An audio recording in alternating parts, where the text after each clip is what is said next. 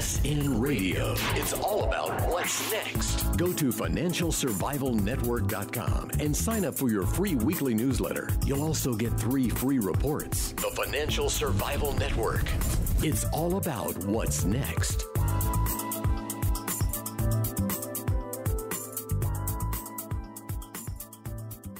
We're back on the Financial Survival Network. You're listening to Kerry Lutz. We've got Gordon T. Long back with us now. Is so much going on here that nobody can keep track of it. So keep listening. And we've got another credit bubble. They're trying to inflate, and bonds just keep going up in price. Why is that happening? And the Uber revolution is sweeping Europe. How do you kill an app? Gordon, welcome back. Well, thank you very much, Kerry. It's always nice to be here and talk to you. Hey, isn't this amazing what's going on in Europe? It's a revolution, right? Oh, it's just crazy. But it's an example of when governments get involved with regulations and they can't move fast enough for the new changes in technology, and they get in the way. And then it's crony capitalism taken to another level, and at all levels here. And it's a perfect example of it. Yeah. I don't know if our listeners are familiar with exactly what's happening with these apps. Yeah, well, Uber is an app that you download on your smartphone, and then you can, if you need a ride to the airport from a major city that is involved with Uber, depending on the time of day, you can underbid various taxi cabs and car services, and people who have a car can take you to the airport. And, there's little minor issues like insurance, and hopefully they're not going to try to kill you and rob you. But if you're willing to take all those risks, and I guess there's ratings of various drivers, you can rate them. And, just like eBay and other websites, you rate your drivers, and reliability wise and knowledge and all that. And it spread to Europe, and they had demonstrations, hundreds of thousands of drivers in Europe, because just like in New York City, to get that medallion, to get that franchise, government granted franchise, which probably should have never existed in the first place, it's worth hundreds of thousands of dollars. I mean, my God, Gordon, to be a hot dog vendor in New York, that little piece of paper is worth tens of thousands of dollars. So the government giveth, but now it's being taken away by the free market. And the government doesn't like it because loss of tax revenues, and the recipients of this franchise right certainly don't like it. And they're banding together with the government. And Airbnb, another perfect example, where you go to Airbnb, it's under assault from cities all across the world. Kerry, the issue is, one of the issues here is capitalism is fundamentally about getting more for less. And what's happening, and it's a beautiful example with Uber, what they're trying to do is force us to get less for more. And by putting the regulations and the licensing that they have in place are needed. They're required to a certain degree, but technology's changed. And it's not just Uber. I think there's 5 or 6 different apps that have now exploded, and this thing's going worldwide. So you're sitting in Europe, and you've got 46% or higher of the youth unemployed. Unemployment's through the roof. They've got a car. They got nothing to do. And here's a chance for them to be making some money. Now, there needs to be some kind of rules or regulation, but why would you suddenly say, no, we're not going to allow this? Because of the revenue monies that the governments need. Now, are the governments there to improve productivity and improve the quality of our lives? Or are they there just to get as much revenue as possible? Because I thought the revenue was supposed to be for the citizens' best use. Clearly, there's some disconnects here, and I don't mean to be naive, but this is absurd. But it's classic. We're seeing this consistently. We saw it with this whole discussion of Tesla not using dealerships and using it online. And we've said, hey, nope, can't do that, and all of the fighting that's going on. And we can keep going through.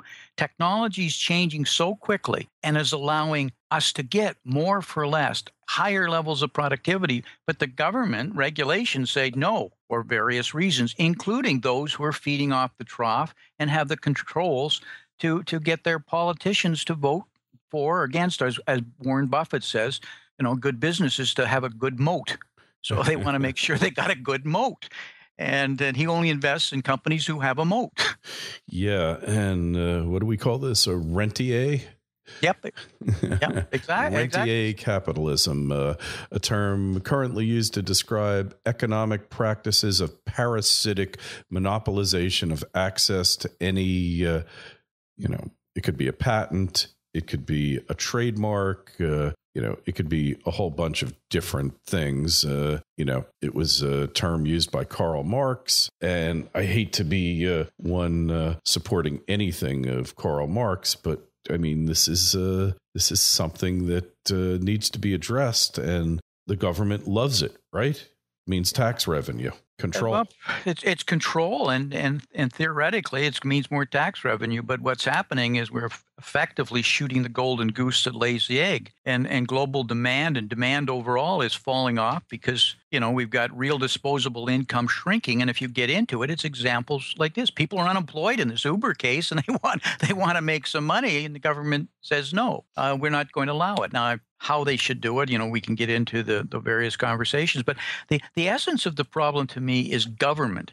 Government itself is not available, does not have the ability to adjust quick enough, nor the interest, it seems, nor the priority to adjust to it. And they need to get out of the way. They shouldn't be picking winners. We all know that. And It doesn't seem to be both parties are not clear on that. And I think this Cantor shock that we just had here in his primary is a good example across the country that people are really questioning the priorities. Well, we have for a long time, the politicians, but I think there's a sense of real anger in the next elections, for next federal elections. I think it's going to come to the fore. Oh, yeah. I mean, look, this guy ran on a shoestring budget.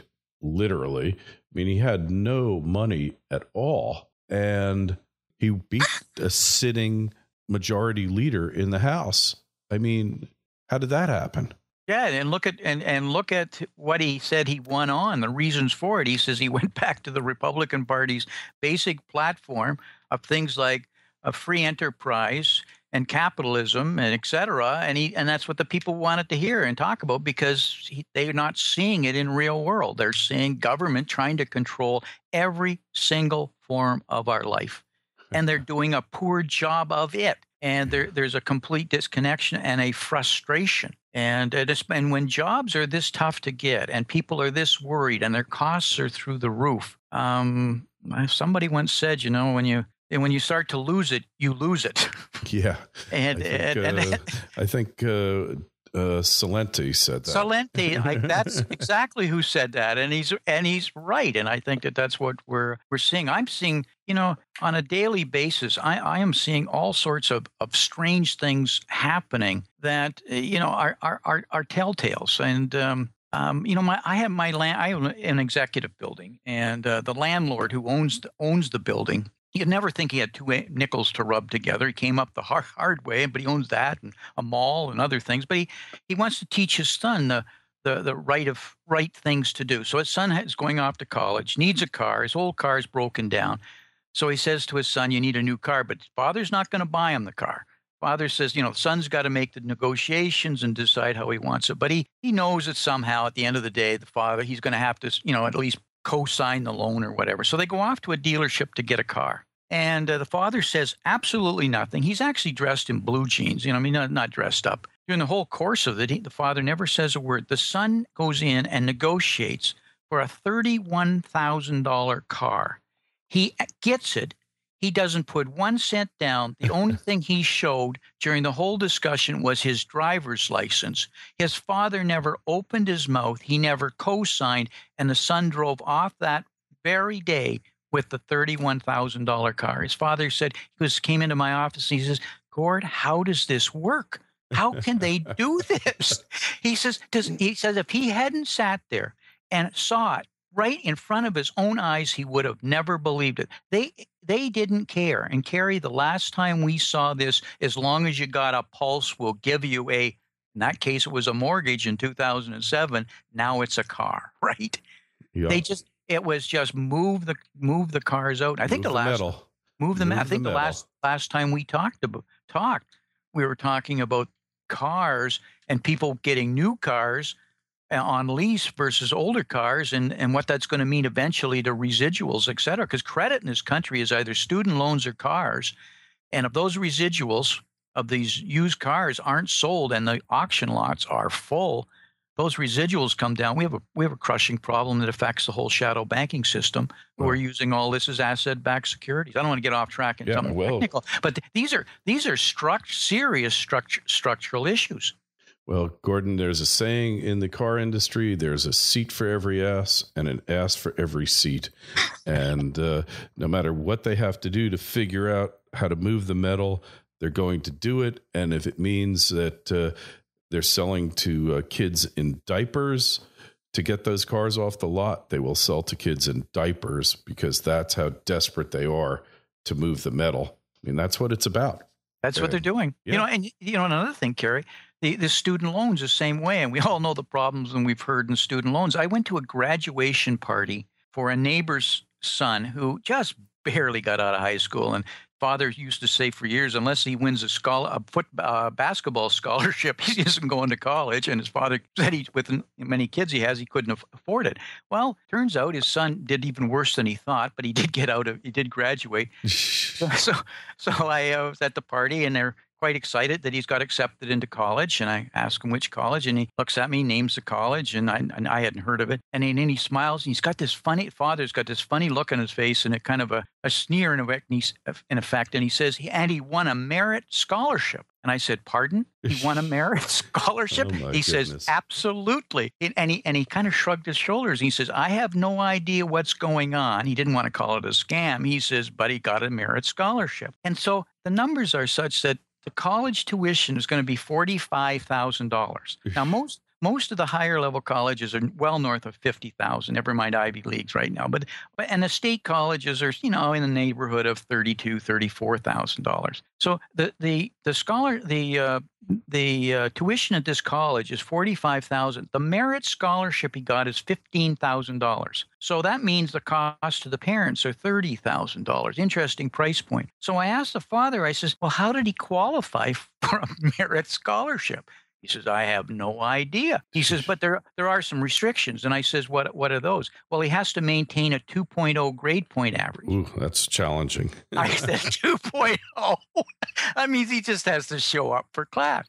And he doesn't have to submit a FAFSA, the free application for federal student aid. He doesn't have to supply anything like that. And so the question, Kerry, is where does the money come from for the scholarship? And it looks like they're doing it in mass. So there's games going on, not only the parents having to fund the remaining element, but with the colleges themselves.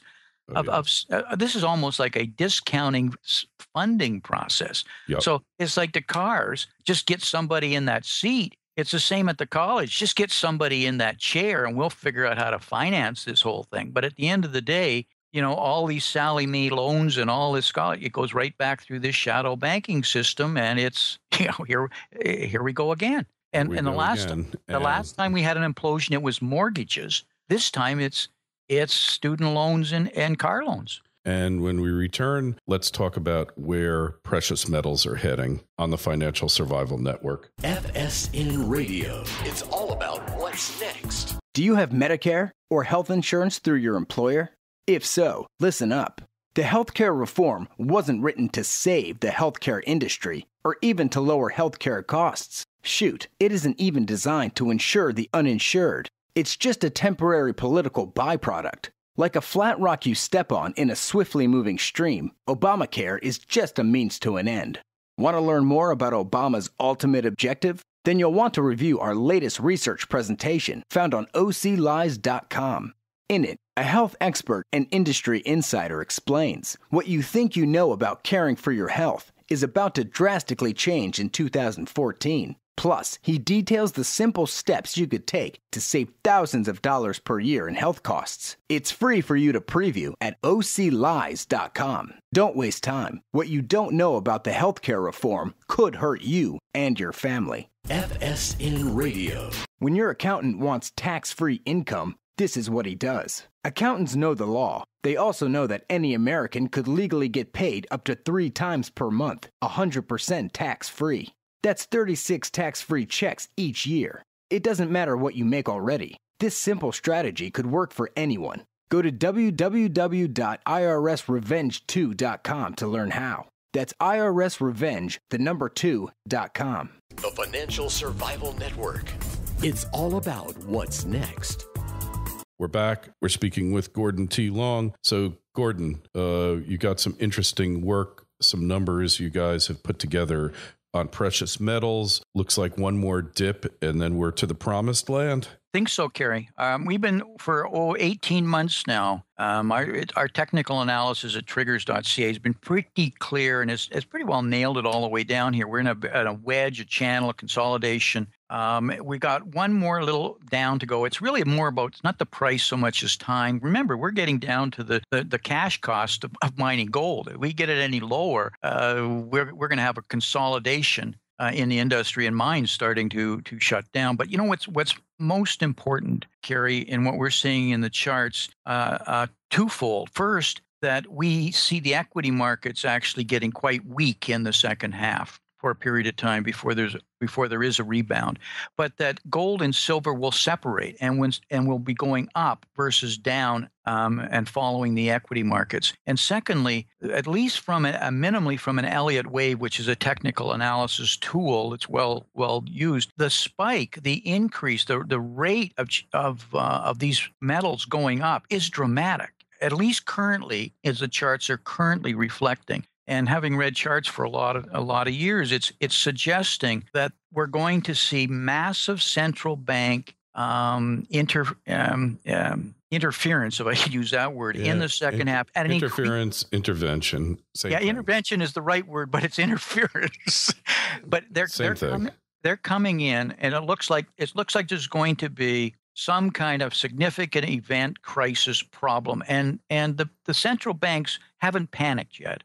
And that day's still to come. And there's more tools that they'll bring out. But there's, in this next round is when the precious metals appear to really separate. And then the fund managers, the major managers looking for hard assets.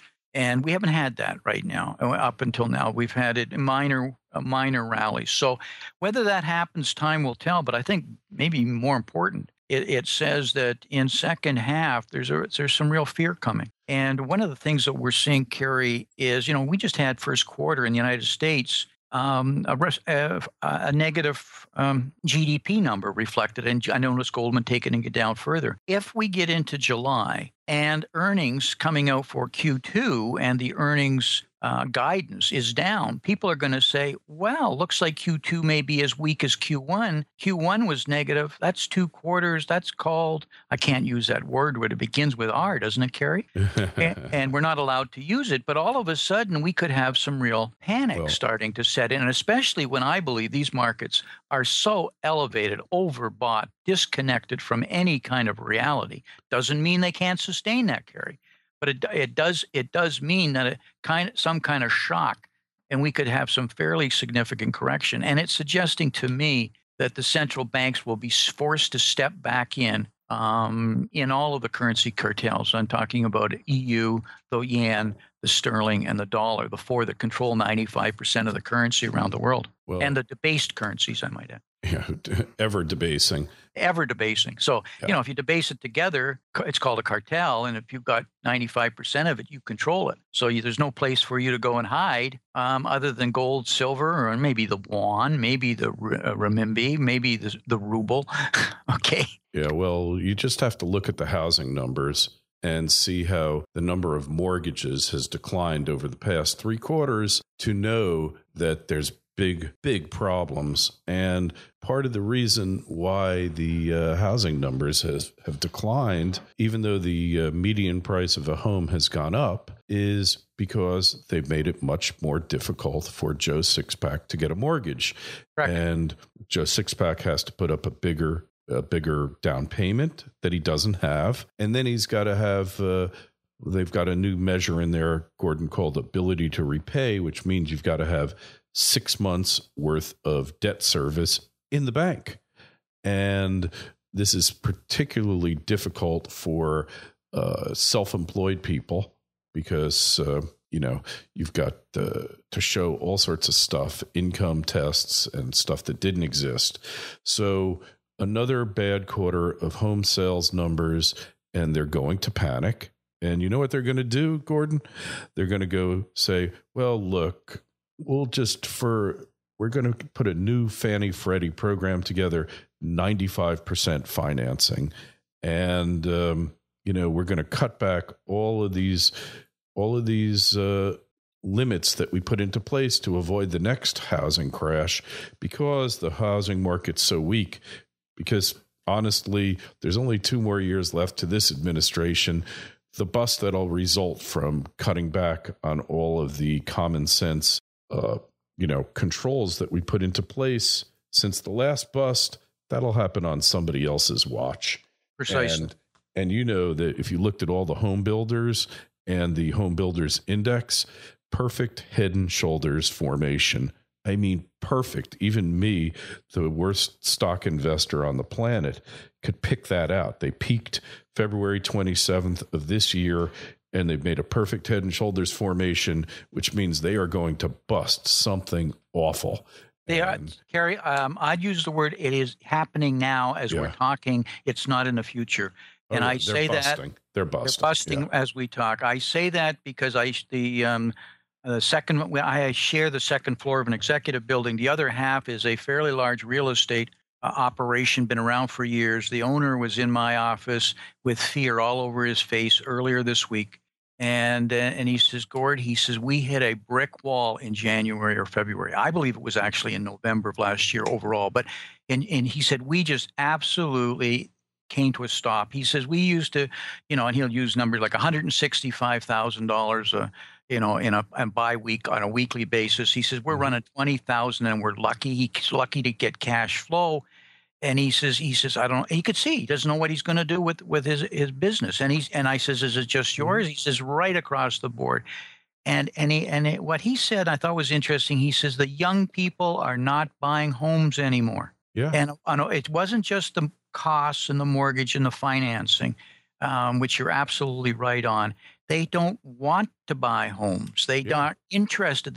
They're so concerned about their student loan amounts. They're also so concerned about get a job that will actually pay, because they don't pay well, or sustainable. A house is not something that they're even is on their radar screen, and he doesn't see it changing.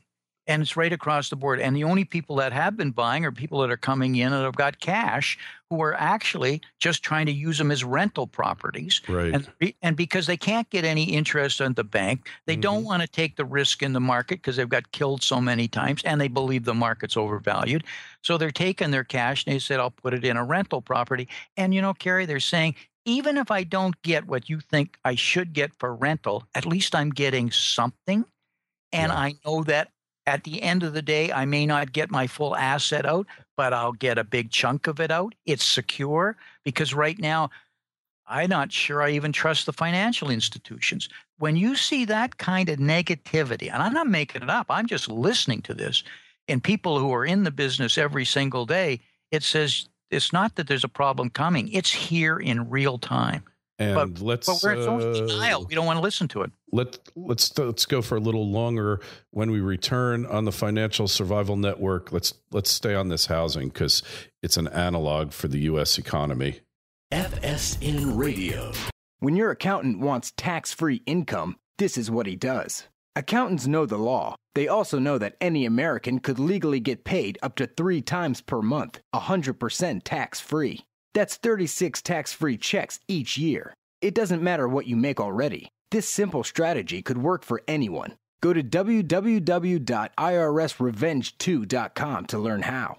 That's irsrevenge2.com. The Financial Survival Network. It's all about what's next. And we are back on the Financial Survival Network. We're talking with Gordon T. Long. So housing is in the pits. And recent study done, I think, by Bankrate has said that most people, we've had low rates for so many years now. If they cut mortgage rates by a point, it's not going to make any difference. It's not going to get people to get up and say, oh, you know what? Let's go get that McMansion that we've been holding off on. Baby boomers like you and me, Gordon, we want to cut back on the size of our homes, most of us, simplify life, and get ready for retirement, or at least we're in the accumulation phase of our lives. We have enough junk. In fact, we want to get rid of some of this junk and really lighten up and maximize savings. So demographics are really against this whole trend, and housing, is, the baby boomers are getting out. These Gen Xers are really, they've got their homes. And the kids coming out of college, like you said, they've got student loan debt out the wazoo. So they're not buying homes, the starter homes. So everybody's kind of stuck in lockstep. And then this isn't just in the U.S. Just today in Zero Hedge, 52 million empty houses in China. And, this is all over the world here, Gordon. Yes, it is. That's important that our listeners understand. This is not just the United States. This housing glut is a global issue, because cheap money has fostered the first thing everybody does is it puts it into a housing, and it's always been, they're not making any more land. You can't lose on real estate. Well, that always gig goes is up. It always goes up, right? Until it doesn't, and we've learned that the problems. And one of the reasons. One of the many reasons with the youth right now, they not only can't they afford it, and mortgages may go down, but they don't have the down payment, they don't have the cash stream, they got too many other debts. But they look at the house and they say, I can't afford all the things that are going with the house. I can't afford the taxes that are going for it. I can't afford the heating that goes with it. There's just too much involvement. Never mind the security, and the family formations are dropping significantly.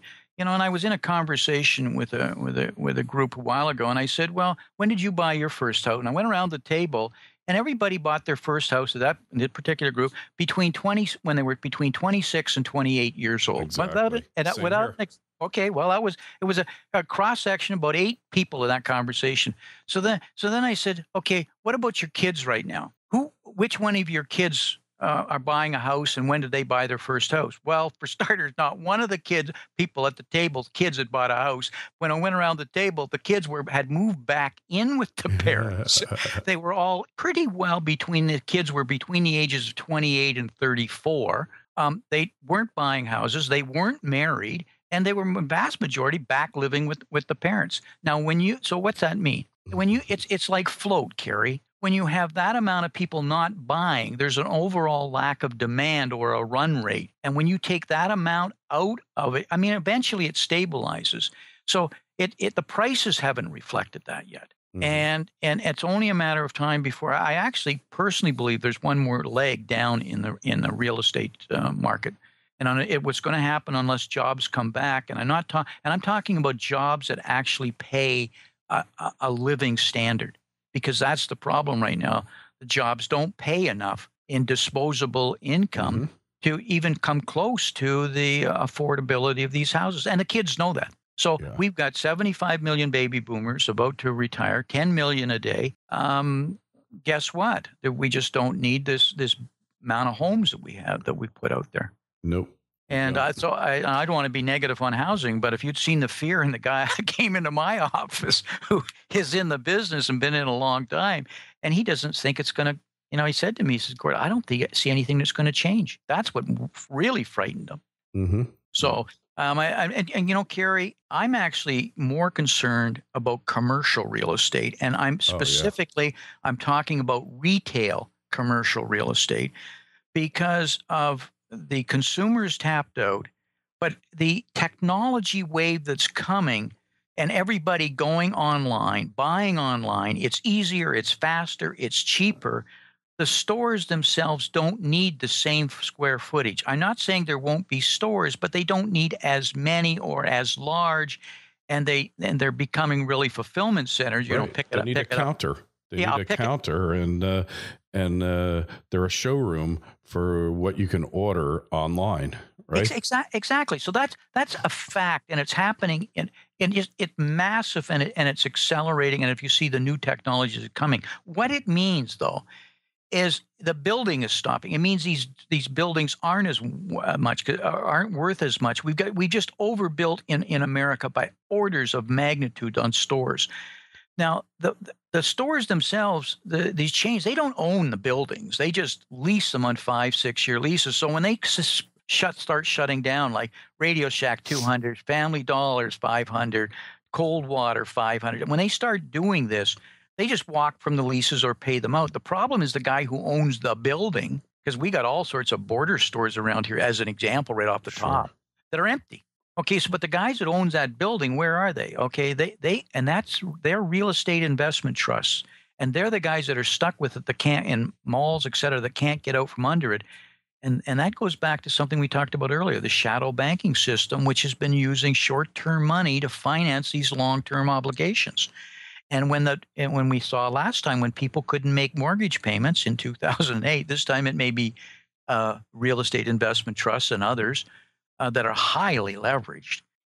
We could have a real cascading impact here that broadens itself right across car loans, that broadens itself across student loans, because it's all comes out of the same financing pool. It used to be asset-backed commercial paper. Now it's these repos where they use collateralized transformations to improve them, and so they can package them. We did not fix the problem we had in 2008. Dodd-Frank did not fix it, but we've got new acronyms with the same problem. And realize Dodd-Frank said that all of the derivatives were to be traded on an exchange, and less than 10% of them are. So we still don't know what is in there, correct? Exactly. And of the 10% that are traded over the counter or on an exchange now, I mean, they're abhorrent. And, one day those things are going to blow up. It's just a matter of time, because one day the weakest counterparty of the bunch that's only got a few trillion out there is going to blow up, and they're not going to be rescued. And where is that going to leave us, Gordon, huh? Well, it can't be rescued on this, Kerry, because right now when you look at derivatives, the swaps market, just the one element of the derivatives, swaps, is $700 trillion. Yeah. And that's basically currency swaps and interest rate swaps. Mm-hmm. So all of that has collateral pledged against it in that buildup. So what happens when interest rates or currencies start to move around? People have to post more collateral to protect, or they have forced into selling. When 10% of 700 trillion is $70 trillion. That's the global economy. And we have a $72 trillion shadow banking system funding this. So any kind of small aberration can cause huge issues. So the issue is the quality of collateral. And right now, collateral itself is so overpledged in something called rehypothecation. We just saw that this week in China. In China, that was wonderful. Well, we've all known about it, but they haven't done anything. And they've been the metals, and they're using the warrants on the metals in warrants and cascading it. It's ridiculous, but it's been going on for a long time.